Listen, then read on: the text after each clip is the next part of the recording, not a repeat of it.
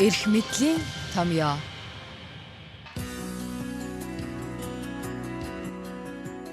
Дархан цаазат богдуулын хормойд сүндэрлсэн Монгол улсын нийслэл улс орны улс төр худалдаа соёлын амьдралын төвцөг Улаанбаатар хот.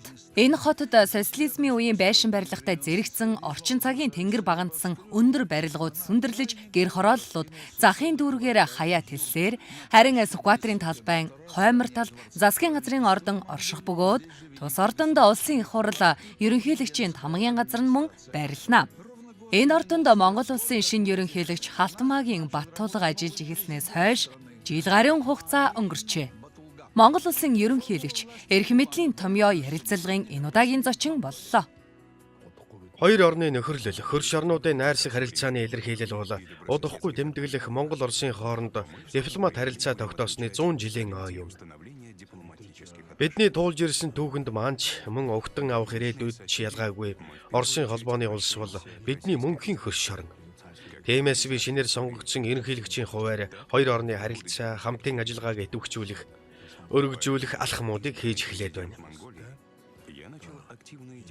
По направлению активизации и расширения отношений с Российской Федерацией. Халтмаагийн Баттулга 1963 оны 3 дугаар сарын 3-нд Улаанбаатар хотод төржээ. 1982 онд дүрслэх урлагийн сургуулийг төгсөж, 82-оос 86 онд Урчуудын эвлийн хороонд зураачаар ажилласан. 92-оос 97 онд Женко компанийн ерөнхий захирал, 2004-оос 2016 онд улсын хурлын гишүүн, 2008-аас 2012 онд зам тээврийн сайд, 2012-оос үйлдвэр хөдөө аж ахуйн сайдаар, 2017 оны 7 дугаар сарын 10-наас Монгол улсын ерөнхийлөгчөөр ажиллаж байна. Ерөнхийлөгчийн хуваар хийсэн таны анхны гадаад айлчлал Оросын холбооны улс байсныг бид онцлон үздэг. Монгол улсын ерөнхийлөгч болон Оросын холбооны улсын ерөнхийлөгчийн хоорондын хувийн харилцааны талаар танаас асуухыг хүсэж байна. Ерөнхийлөгчийн тангараг өргөх ёслол өнгөрсөн оны 7 дугаар сарын 10-нд болсон. Үүний дараа ирсэн анхны гадаад урилга бол 9 дугаар сард болох Норны эдийн засгийн форум байлаа. Үүний өмнө ерөнхийлөгч Владимир Путинтэй Будапешт хотод болсон жюдогийн дэлхийн аваргын үеэр уулзсан байсан юм. Состоялась встреча в Будапеште в рамках чемпионата мира по дзюдо. Энэ нэг жилийн хугацаанд Монгол, Орос хоёр орны тэргүүнүүд 3 уулзсан байна. Эхнийх нь 2017 оны 8 дугаар сарын 28-нд дэлхийн жюдо бүхийн 31 дахь тэмцээний нээлтийн ёслолын дараа Будапештт тохиосон. Владимир Путин Халтмаагийн Баттулга нарын дуртай спорт болох жюдо бүхийн тэмцээнийг тэд хамтдаа сонирхож сууна. Энэ бол бидний нүүр тулсан анхны уулзалт байсан. Өмнө нь би хэд хэдэн удаа Оросын төрийн тэргүүнтэй сайдын хуваар уулзж байлаа. Харин Унгарт болсон уулзалтын гол үйл явдал бол хэн нэгний маань сайн мэдих сэдэв болсон жюдо бүх байсан. Бид хагас цагийн турш Орос Монголын талаас тэмцээнд оролцож байгаа бөхчүүдийн талаар санал бодлоо солилцсон. Хоёр дахь уулзалт маань 9 дугаар сарын 7-нд Владивостокт болсон Дорнын эдийн засгийн форум дээр таарсан. Форумд бүс нутгийн 4 улсын тэргүүн хүрэлцэн ирсэн. Энэ оны 6 дугаар сарын 9-нд Шанхай хамтын ажиллагааны байгууллагуудын уулзалтаар Циндаод эдийн засгийн хамтын ажиллагаа идэвхжиж эхэлсний эхний үр дүн хэлэлцэв. Бар аргилтын хэмжээ нэмэгдэж, хөдөө аж ахуйн бүтээгдэхүүн нийлүүлэлт өссөн. Хамтын ажиллагааны өөр бас нэгэн талбар бол тээвэр. Улаанбаатарын төмөр зам бол хоёр орны хамтарсан хөтөлбөр юм. Монгол орон Оросын үн эрдний хамтрагч анд нөхөр. Бид бол хөршүүд, бид 4000 гаруй километр нутгаар хиллэн оршдог. Бидний эдийн засгийн харилцааны 80% нь хил орчмын нутгуудаар хэрэгждэг. Яагаад энэ уламжлалт харилцааг сэргээж дэд бүтцийн хөтөлбөрөөр нэгтгэж болохгүй гэж. Дорнод аймаг дэд бүтц сайтай, төмөр замтай. Тэнд бид Мардан ураны ордыг хамтран олборлож байсан. Дугуйг дахин шинээр бүтээх биш. Харин бидний энэ хуучин хамтын ажиллагааг сэргээх нь чухал. Месторождение Мардай. Не надо изобретать колесо. Нужно только восстановить наше старое сотрудничество. Төмөр замын томоохон бүтээн байгуулалтыг дахин сэргээх нь ерөнхийлөгчийн сонгуулийн амлалтуудын нэг байв. Далайд гарцгүй орны хувьд эдийн засаг, экспортыг өсгөх бараг цорын ганц гарц нь төмөр замын сүүлчийг хөгжүүлэх явдал байсан юм а. Эрхэм ерөнхийлөгч, таныг тангараа өргөснөөс хойш 1 жил өнгөрөөд байна. Энэ 1 жилийг та хэрхэн үнэлж байна? Өнгөрсөн хугацаанд юу бүтээж амжив? Мөн цаашид онцгой анхаарал тавих ёстой зүйл юу вэ? Яг таны өөрийн зүгээс юу вэ? Өнөөгийн Монгол улс бол парламентын засаглалтай ардчилсан орн. Ерөнхийлөгчийн үүрэг бүрэн эрхийн тухай ард түмний ойлголт тодорхой болсон. Тэд өөрсдийн дүгнэлтийг хийж байгаа. Гэвч сөрөг хүчнээс сонгогдсон ерөнхийлөгч нөгөө талаас улсын хурлын 76 суудлын 65-ыг авч засгийг бүрдүүлж байгаа эсрэг намын олонхын хооронд гарч байгаа санал зөрөлдөн онцгой нөхцөлийг үүсгэж байна. Ерөнхийлөгчийн нам болох ардчилсан хүчин парламентод олонх болоогүй нөхцөл ерөнхийлөгчд шинжилэл өөрчлөлт хийх гэдэг тийм ч амар бишээ. Монголд 2016 онд улсын их хурлын ээлжид сонгуул болоход Монгол ардын нам ялалт байгуулсан бол 2017 онд болсон ерөнхийлөгчийн сонгуулийн 2 дугаар шатны санал хураалтаар ард түмний олонх нь эсрэгээр сөрөг хүчнээс нэр дэвшигч Монголын хамгийн баян эрхмүүдийн нэг болох Халтмаагийн Баттулгыг дэмжсэн нь логикийг зөрчид хүргэлээ. Халтмаагийн Баттулга 2017 оны 8 дугаар сарын 10-нд үүрэгт ажиллаа хүлээн авахдаа Монголын үндэсний олон нийтийн телевизийн шоуд эфирээр ард түмэнд хандан ажилгүйдэл ядуурл, эрүүл мэнд, боловсролын салбарт тулгараад байгаа хүндхэн нөхцлүүдийн талаар нээлттэй ярьж, төрд нүүрлсэн авилгатай ил тод тэмцэж, монголчуудыг өрийн сүлжээнээс гарган, зис, молибден, алт, мөнгөний асар их нөөцтэй байгалийн баялгаас эргээд хувь хүртдэг болгохын тулд эдийн засгийн шинжилэлт өөрчлөлт хийн хэмээн амлалтыг өглөө.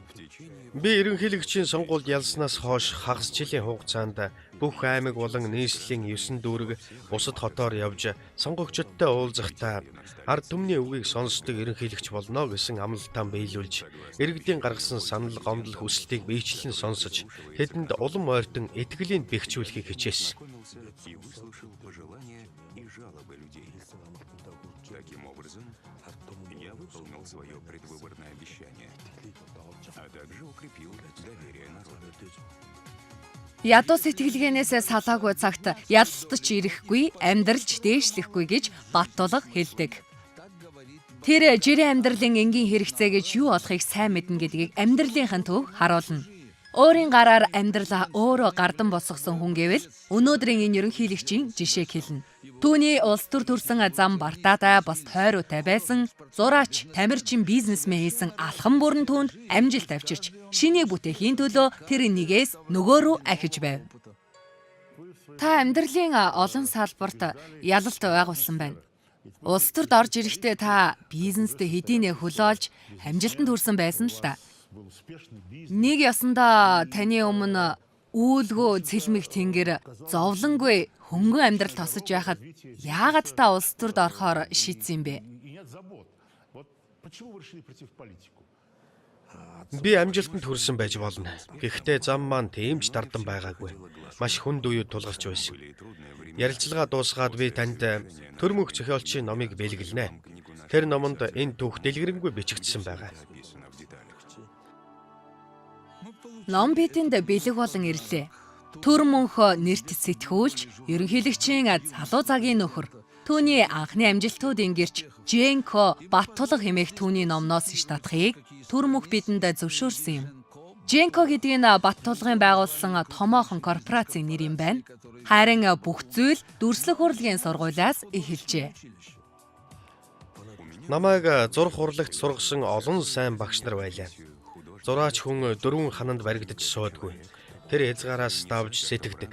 Зураачийн мэрэгжлээс олж авсан чадварууд бизнесээ хөгжүүлэхэд улс төрд ороход ч гэсэн аж тусаа өгсөөр ирсэн.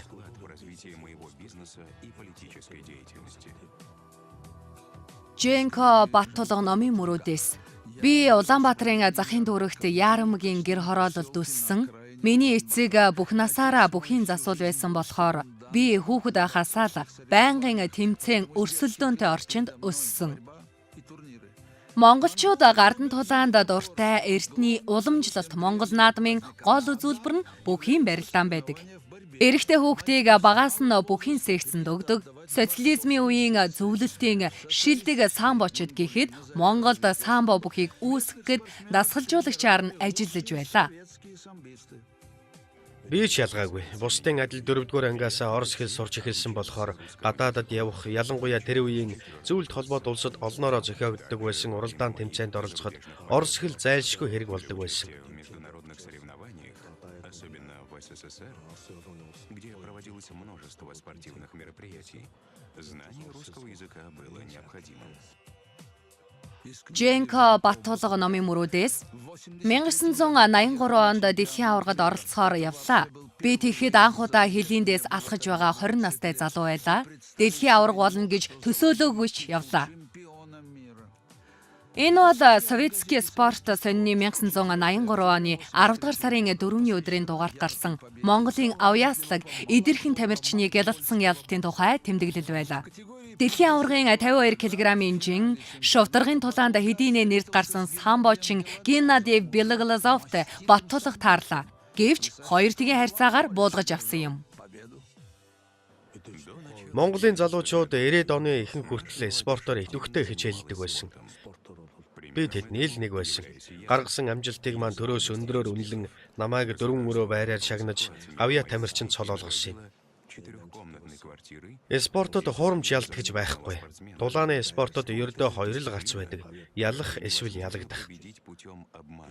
Тэгэхээр тамирчин хүн бэлтгэлээ хандл хийхгүй бол ялагдсаар л байх болно. Спортын энэ зарчим намайг дараагийнхаа амжилтад хүрэхэд их хэрэг болсон гэж үздэг. Таким образом, я считаю, что философия спорта оказала на меня влияние и способствовала моим дальнейшим успехам в бизнесе и политике. Бизнест амжилт гаргаж эхэлснийхээ дараа Баттулга 2006 оны 9-р сард Монголын жудо бүхий холбооны ерөнхийлөгчөөр сонгогдож, энэ спортын хөгжилд 1 тэрбум гаруй төгрөгийг зориулжээ. Эргээд 1990-ад оны ихэнх рүү очицгоё. Энэ бол Монгол орны хувьд шинчиллийн салхи гэсэн Орос оронтой адил тайван бус цаг үе байлаа. Хямрал мөнгөний ханшны уналт монголчуудыг хуйгаар нь ядуусан игнэнд оруулжээ. Энэ хохирлоос Баттулгын аавч мултарч чадсангүй. 3 хүүхдийнхээ сургалтын төлбөрт хуримтлуулж хямгцсан 11 мянган төгрөг нь ганц шөнийн дотор ямар ч үнэгүй зүйл болж хувирлаа. Энэ явдал Баттулгад том сургамж өглөө.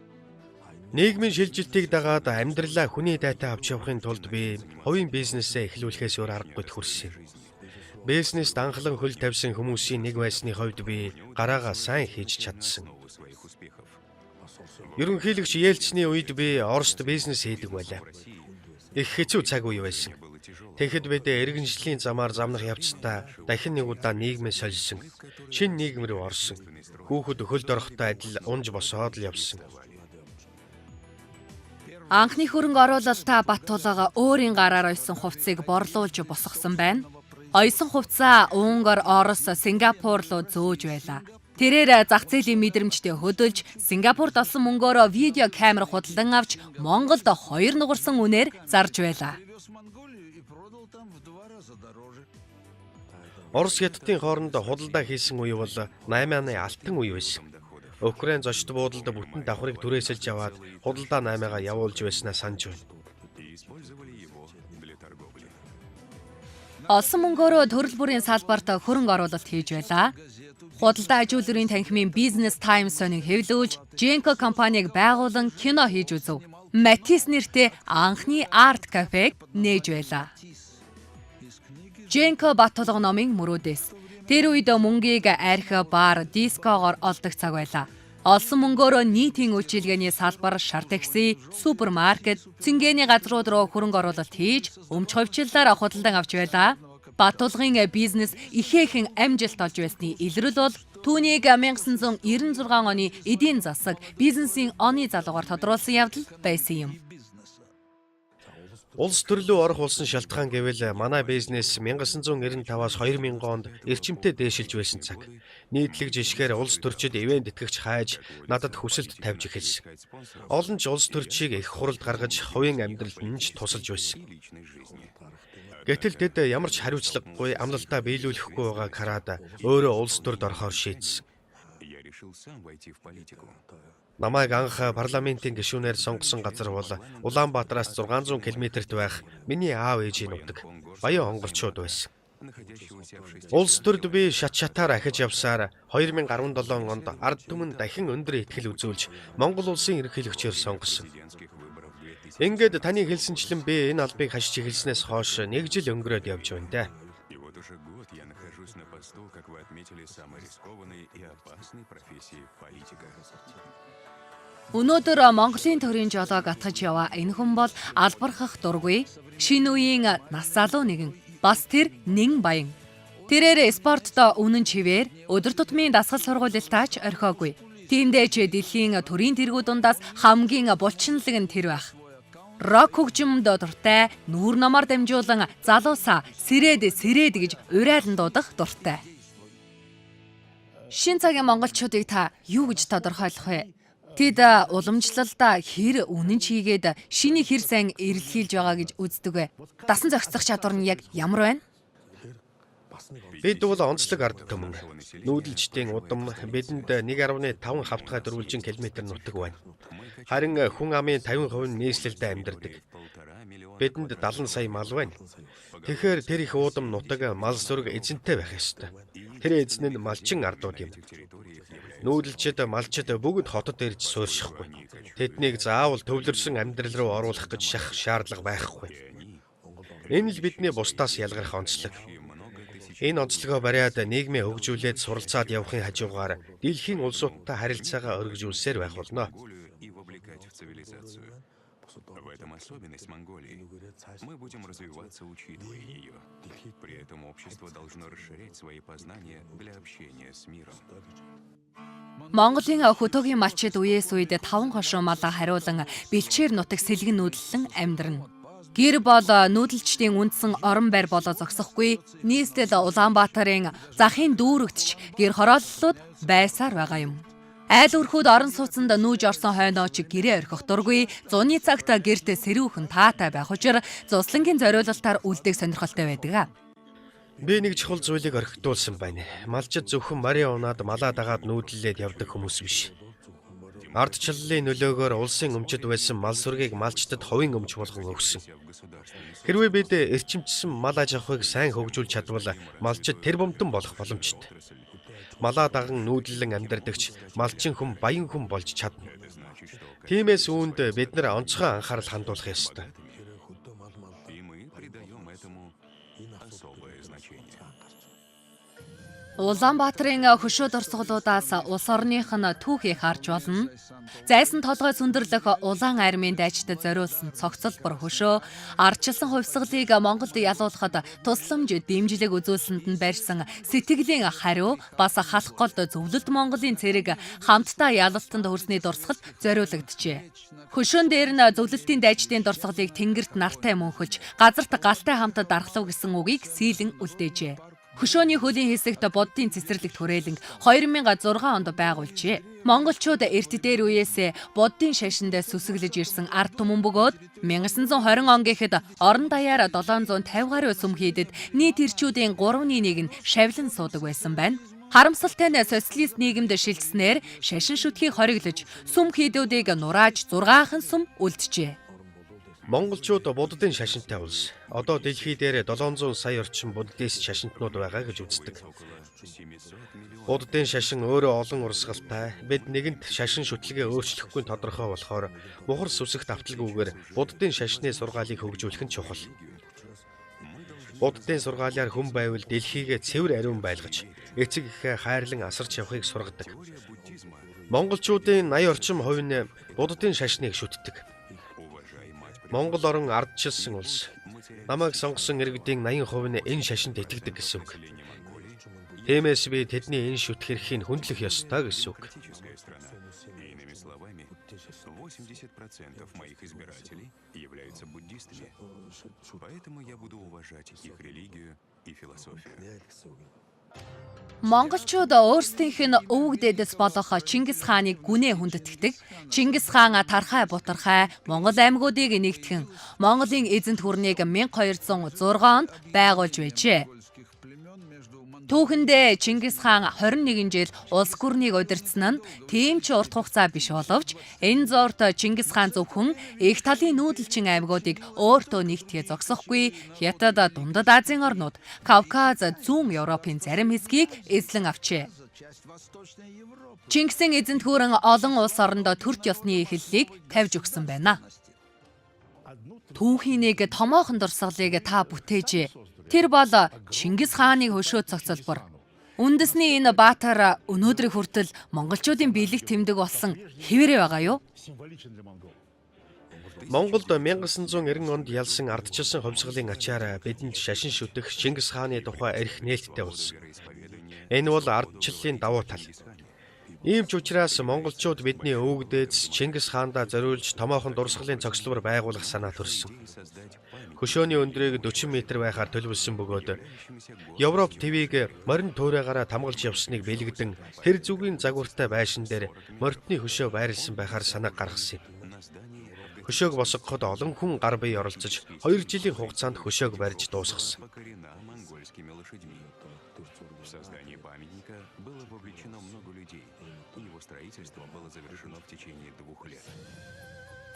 Тэртээ 800 жилийн өмнө Чингис хааны үед бичигдсэн Монголын нууц товчоонд Цэлмэг хөх тэнгэрийн доорх уудам нутгийн тухай өгүүлэхдээ монголчууд бид мөнх тэнгэрийн үр сад хэмээн бичсэнийг үеэс үед өвөг дээдс нь үр хойчтой захиж үлдээдэг уламжлал тогтсон байна.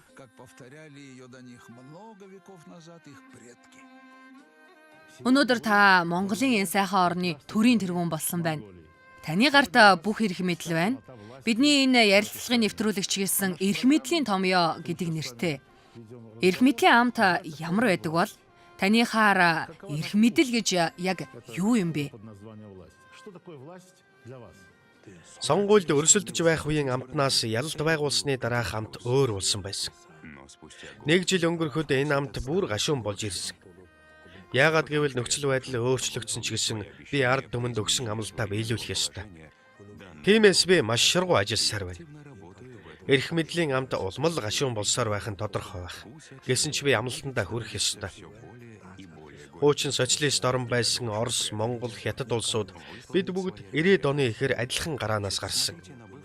Өнөөдөр Монгол улс ямар төвшөнд байгаа? Энэ төвшнийг ахиулахад миний үүрэг роль юу вэ гэдгийг би байнга бодож явна. Та хэлэхдээ миний алхам бүрийг амжилттай байжээ гэсэн. Тэгвэл би ерөнхийлөгчийн бүрэн эрхийн хугацаагаа ч бас л амжилттай дуусгахын төлөө хичээн ажиллах болно.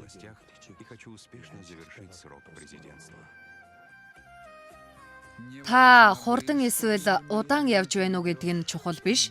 Харин зогсолтгүй урагшилж зорьсондоо хүрэх нь чухал. Конфуций.